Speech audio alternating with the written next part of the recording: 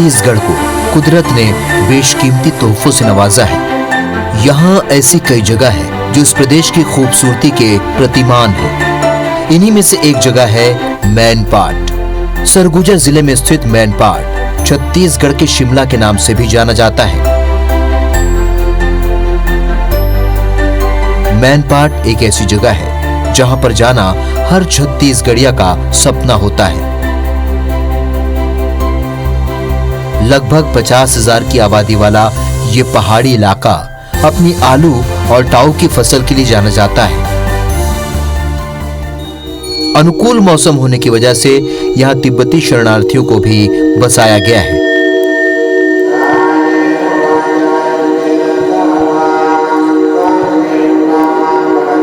अब तिब्बती शरणार्थी मैनपाट को ही अपना घर मानते हैं।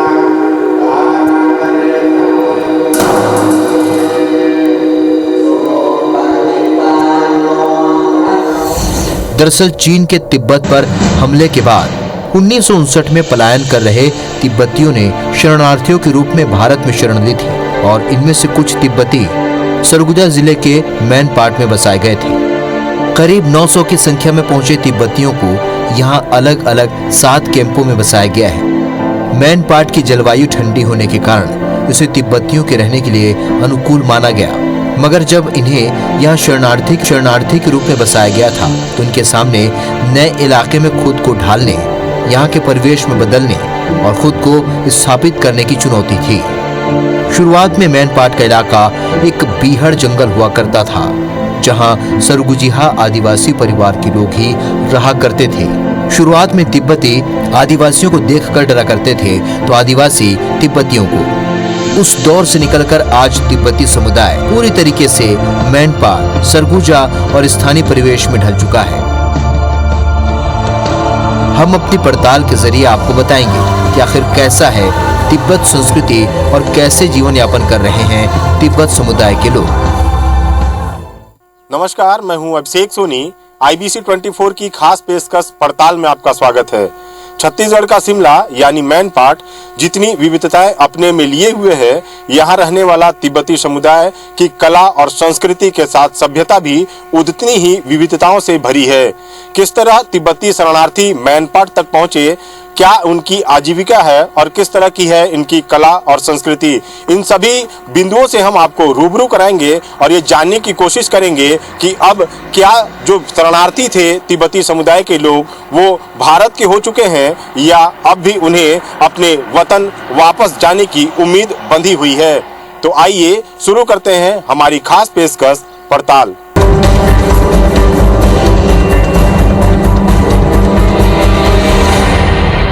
मैनपाट में शरणार्थी के रूप में रह रहे तिब्बती समुदाय के लोग प्रधान कार्यालय धर्मशाला के नियमों के तहत तो काम करते ही हैं, साथ ही साथ सामाजिक सरोकार और कोऑपरेटिव बैंक के जरिए भी काम करके खुद को विकसित करने में जुटे हुए हैं।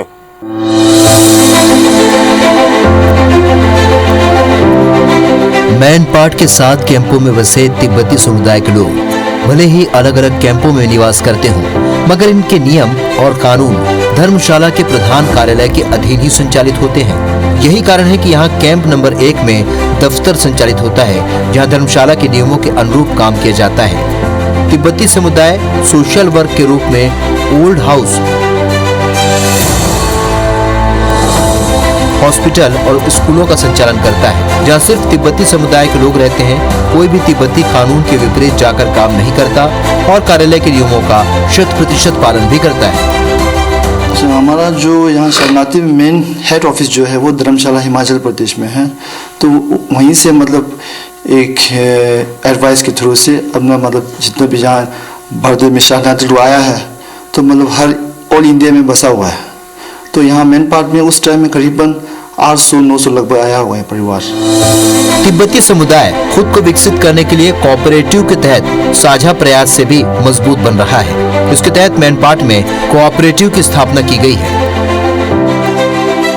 कई बार तिब्बती कृषि या दूसरे रोजगार के लिए परेशान होते थे, इसलिए ऐसी व्यवस्था की गई है जहां तिब्बती वर्ग 200 रुपए प्रति माह कोऑपरेटिव में जमा करता है और इसके जरिए ही अलग अलग तिब्बती व्यवसायियों को लोन देने के अलावा बीज, खाद, ट्रैक्टर लोन की व्यवस्था उपलब्ध कराई जाती है। इस प्रयास से तिब्बती समुदाय अब आर्थिक रूप से समृद्ध भी बन रहा है। सोसाइटी का मेन काम जो है तो ये है, मेन काम जो है जैसे कि ज़्यादातर यहाँ अपना तिब्बत बसा हुआ है शेठ लोग, पूरा मतलब फार्मर है, ज़्यादातर किसान हैं। तो हम लोग अपने किसान लोग को सोसाइटी के थ्रू से आलू का मतलब ये देता है, बीज वगैरह लोन में देता है, जिससे कि खाद वगैरह, और सोसाइटी में ट्रैक्टर वगैरह है वो भी मतलब पहले एडवांस में हम लोग मतलब कुछ हल चलाना हो जो भी हो मतलब पूरा एडवांस की तरफ से मतलब सोसाइटी की तरफ से ये करता है।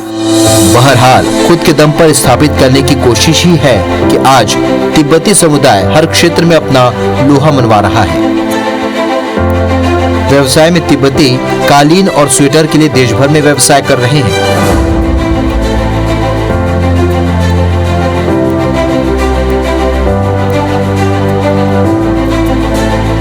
साथ ही टाऊ और आलू की खेती भी तिब्बती बेहतर कर रहे हैं। इसके पीछे तिब्बतियों ने खुद के दम पर आगे बढ़ने के फार्मूले पर काम किया जो आज भी अनवरत जारी है। भारत में शरणार्थी के रूप में आए तिब्बती समुदाय के लोग मैनपाट में बसे और यहाँ पर उन्नत खेती इजाद की। यहाँ अपने पारंपरिक व्यवसाय के साथ तिब्बती समुदाय यहाँ के स्थानीय रोजगार भी कर रहा है और अपनी आजीविका चला रहा है।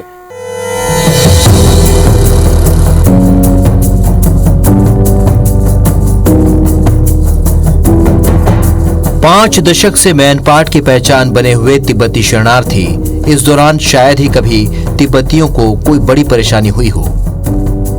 स्थानीय लोगों ने हमेशा तिब्बतियों का साथ दिया और उनका सहयोग किया। इसके बदले में तिब्बती शरणार्थियों ने भी स्थानीय आदिवासियों को खेती और रोजगार के गुरु बताए।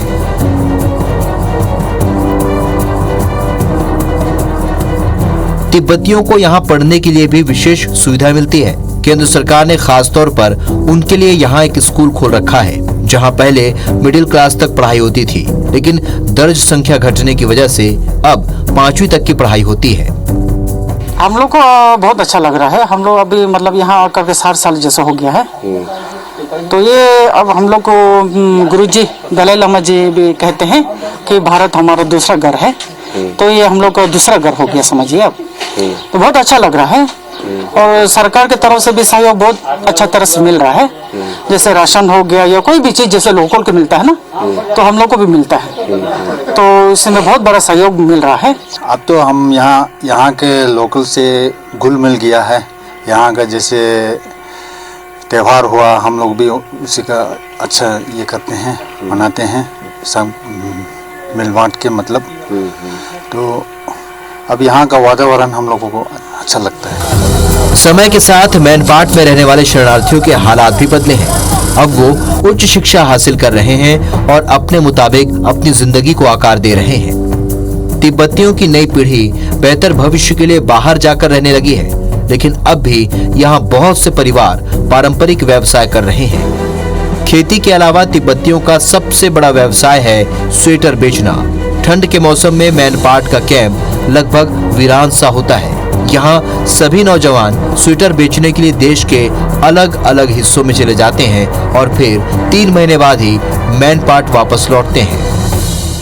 तो यहाँ बैठते हम लोगों को तो यही अच्छा लगता है। अब इंडिया में हमारा ये हो गया, वोटर कार्ड भी हो गया और राशन कार्ड है, सब कुछ हम यहीं का निवासी हो गया।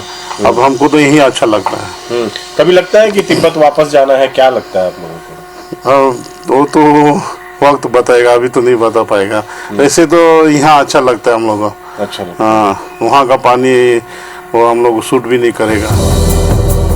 अलग अलग रंग में घुले मिले तिब्बती किसी एक व्यवसाय पर निर्भर नहीं है।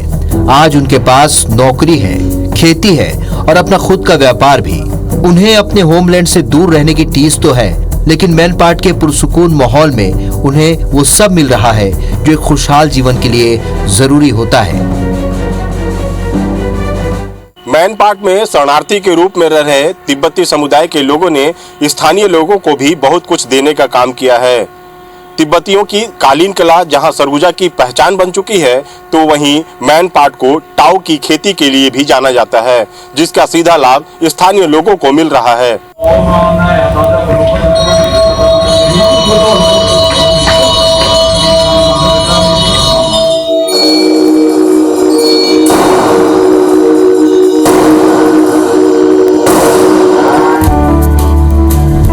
तिब्बत से मैन पाट आने के बाद गुजर बसर के लिए शरणार्थियों को केवल भारत सरकार का आसरा था, लेकिन रसद और निवास की मामूली मदद से बेहतर जिंदगी जीना आसान नहीं था।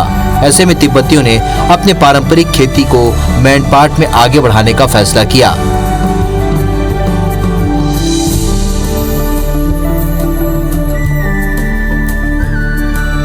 इसके लिए जंगल के कुछ हिस्सों को काटकर उन्होंने आलू और टाऊ की खेती शुरू की। मैन पाट का मौसम तिब्बतियों के अनुकूल था, लिहाजा उन्हें यहाँ किसी तरह की परेशानी नहीं हुई।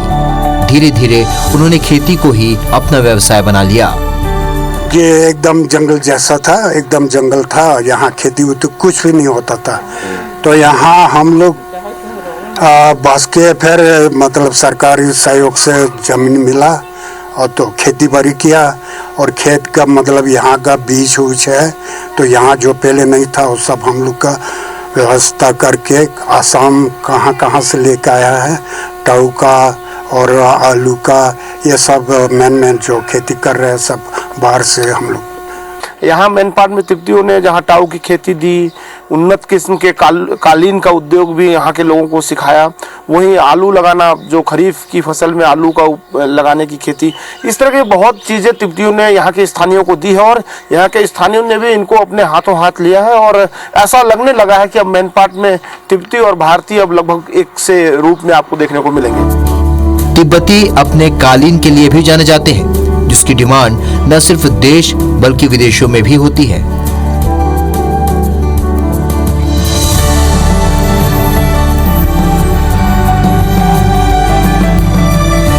कल तक ये कालीन कला तिब्बतियों के पास ही थी, मगर आज इसे सरगुजा की आदिवासी महिलाएं भी बखूबी धारण कर चुकी हैं।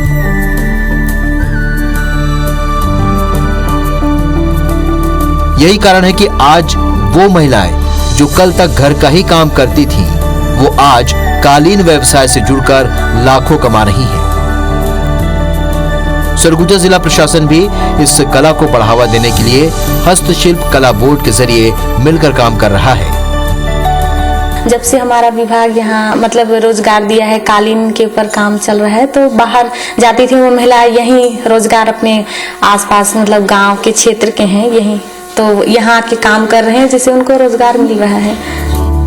भले ही तिब्बती समुदाय यहाँ शरणार्थी के रूप में शरण लिए हुए हैं, मगर आज भी वो अपनी कला से जुड़े हुए हैं। अब स्थानीय लोगों को भी बेहतर रोजगार और आर्थिक संपन्नता मिल रही है, जिससे सरगुजा जैसे आदिवासी अंचल के लोकगीत तिब्बती कला के जरिए अपनी पहचान बना रहे हैं। तिब्बती समुदाय का कला जितना महत्वपूर्ण है, उसकी संस्कृति ही उतनी रोचक। दलाई लामा के अनुयायक और गौतम बुद्ध को मानने वाले तिब्बती समुदाय के लोग किस तरह का पूजा अर्चना करते हैं और क्या है उनकी मान्यताएं, ये भी हम आपको बताएंगे और उससे रूबरू कराएंगे। तो आइए आपको लिए चलते हैं बौद्ध मंदिर।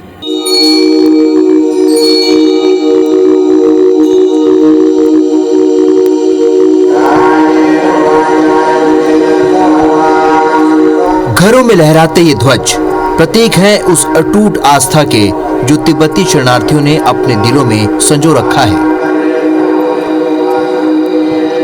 न केवल घरों के बाहर बल्कि गलियों, पेड़ों और मठों में तिब्बती ध्वज लहराते नजर आते हैं। इन ध्वजों के चलते भी मैन पाट एक बारगी तिब्बत की किसी बस्ती की तरह दिखता है। ये झंडे न केवल श्रद्धा के पर्याय हैं, बल्कि ये तिब्बती संस्कृति के पहरेदार भी हैं। जब तक ये लहराते रहेंगे तब तक ये आश्वस्ति रहेगी कि मूल भूमि से हजारों किलोमीटर दूर रहने के बाद भी तिब्बत की संस्कृति अपने कुदरती रंगों के साथ जीवित रहेगी। तिब्बती कल्चर में इन झंडों को बहुत पवित्र माना जाता है।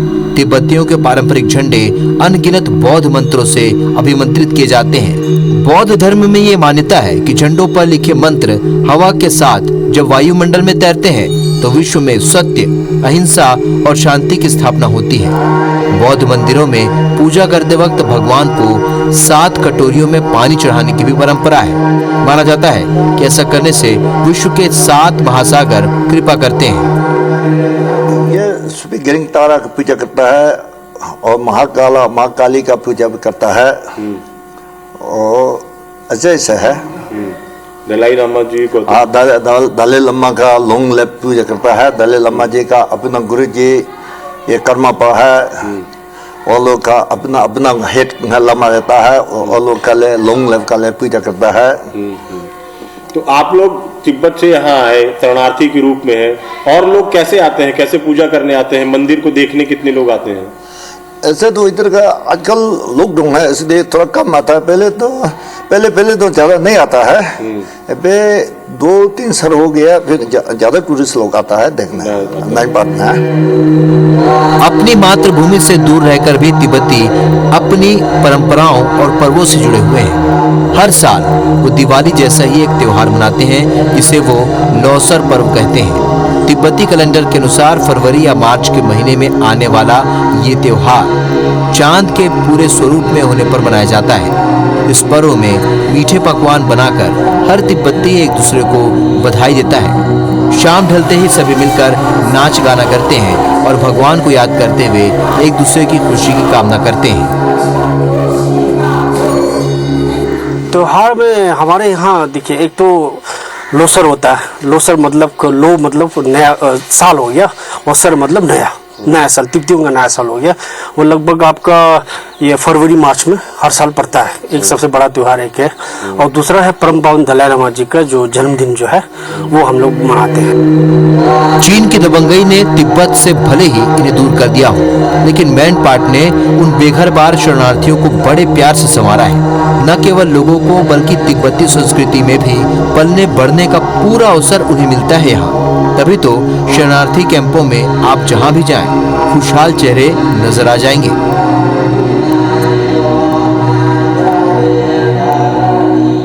करीब 60 साल से मैन पाट में शरण लिए हुए तिब्बती शरणार्थी भारत को अपना दूसरा देश तो मानते हैं, मगर अब भी उन्हें उम्मीद है कि उनका वतन तिब्बत एक दिन आजाद होगा और वो घर वापसी कर पाएंगे। इसके अलावा तिब्बती समुदाय के लोग भारत सरकार से भी मदद की गुहार लगा रहे हैं।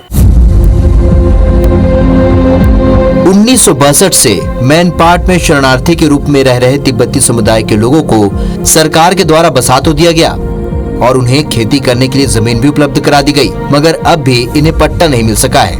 यही कारण है कि सरकार की योजनाओं का लाभ तिब्बती समुदाय के लोगों को नहीं मिल पा रहा है। तिब्बती समुदाय की मांग है कि उन्हें जमीन का पट्टा दिया जाए ताकि वे अपनी खेती के साथ सरकार की योजनाओं का लाभ ले सकें। यही नहीं, धान के उपजाने के बाद भी पट्टा नहीं होने के कारण किसान धान को सरकारी मंडियों में नहीं बेच पा रहे हैं। यदि उन्हें पट्टे की व्यवस्था दी जाती तो वे और भी बेहतर तरीके से खेती करने के साथ ही सरकार की योजनाओं का लाभ ले पाते। अभी तक तो सरकार ने बहुत अच्छा किया है हम लोग को। अभी तक हम लोग यहाँ बैठने का सब जमीन जगह सब सरकार ने दिया है ना, इसलिए बहुत अच्छा है। अभी तो फिर भी धान वाल बेचते हैं आप लोग? धान वाले को यहाँ को हम लोग को बेचने का वो नहीं है ना, पता है ही नहीं है। कोई बोल रहा है कि पता होना चाहिए, पता होगा तो तब उसको धान बेच पाएगा, नहीं तो नहीं होगा, कोई लेने वाले नहीं मिलेगा, इसे बोलते हैं। तिब्बत से अरुणाचल प्रदेश के रास्ते होकर पहले दिल्ली और फिर वहां से मैन पाट तक पहुंचने वाले तिब्बतियों के लिए बीते 50 साल एक युग से कम नहीं है। कुछ दशकों के संघर्ष के बाद आज वो खुशहाल तो है, लेकिन इस खुशहाली के बीच ही आज भी उन्हें अपने बिछुड़े रिश्तेदार, अपनी जमीन, अपने लोग और तिब्बत की वो बर्फीली हवाएं बड़ी शिद्दत से याद आती है। तिब्बत पर चीन के हमले के बाद वहां के तिब्बती भारतीय शरणार्थी के रूप में भारत आए और इनमें से कुछ लोग मैन पाट में भी शरण लिए हुए हैं। तिब्बत समुदाय के लोगों की संस्कृति, उनका रहन सहन और उनका जो कल्चर है वो बिल्कुल अलग है और अभी भी वो यादें उसमें शामिल हैं जब वो तिब्बत में थे और जब शरणार्थी के रूप में यहाँ आए तो किस तरह की यादें वो लेकर आए, क्या उनकी मंशा है और किस तरह का परिवर्तन अब तक हुआ है। इन सब के लिए बात करने के लिए तिब्बती कैंप में हम मौजूद हैं और सीधे उन वर्ग के लोगों से बात करेंगे और ये जानने की कोशिश करेंगे कि किस तरह का मंजर था जब वो शरणार्थी के रूप में आए और मैन पाट में अब वो अपना घर बसा चुके हैं, किस तरह की व्यवस्था वो कर सके। सर, कब जो आप लोग आए शरणार्थी के रूप में, किस तरह की स्थिति थी? सर, हम लोग यहाँ सन 1962 से 63 तक आया है और यहाँ 7 कैंप है। पहले ये 7 कैंप एक इकट्ठा था, यहाँ कमलेश्वरपुर पड़ते हैं, यहाँ पर सब इकट्ठा रहता था उस समय यहाँ एकदम जंगल था, पूरा जंगल। मतलब 200-300 गज अगर घर से कोई निकल के गया तो वापस आने के लिए रास्ता भूल जाता था, उतना भयानक जंगल था। तो कुछ साल के बाद उस समय हम लोग रहने के लिए मतलब बांस जो फाड़ के उसको खड़ा करके उसमें माटी चिपका के तो ऊपर से छात में घास उस डाल के मतलब कुछ साल ऐसा बीता है। फिर इसका बाद उस समय हम लोग का माता पिता लोग सब जंगल काटना शुरू किया। जंगल काट के मतलब खेती की बनाने के लिए जंगल काटा। तो उस समय मजदूरी था, एक दिन में 4 आना 8 आना इतने मिलता था, उतने में गुजारा हो जाता था। तो सरकारी मतलब हम लोग तिब्बत जो है ठंडी इलाके में रहने वाला है, तो सरकार ने भी ऐसा सोचा है कि पहाड़ी इलाके में, यहाँ उस समय यहाँ जंगल था, एकदम वातावरण इतना साफ सुथरा है, अभी भी ऐसा ही है। तो यहाँ हम लोग रहने के लिए कोई दिक्कत नहीं पड़ा। अब क्या लगता है आप लोग की, अब आप लोग मैन पार्ट के हो गए, भारत के हो गए, या क्या लगता है कि तिब्बत जाना चाहते हैं? हम लोग ओरिजिनली तो हम लोग तिब्बत के हैं, लेकिन हम लोग यहाँ पर जन्मा नहीं, लेकिन पूरा बड़ा यहीं पर हुआ, भारत में हुआ, और एजुकेशन वगैरह पूरा भारत में मिला।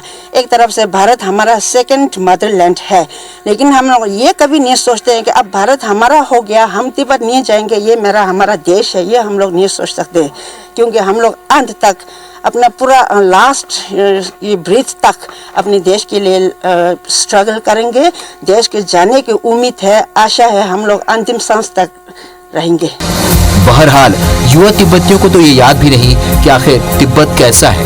वे यहीं पैदा हुए, यहीं पले बढ़े और अब यहीं व्यवसाय भी कर रहे हैं। मगर कुछ तिब्बती जिन्होंने पलायन का दर्द देखा है, वो अब भी अपने वतन में वापसी चाहते हैं। इसके अलावा भारत सरकार से भी तिब्बती समुदाय मदद की गुहार लगा रहा है, ताकि वे और भी बेहतर तरीके से अपना जीवन यापन कर सकें।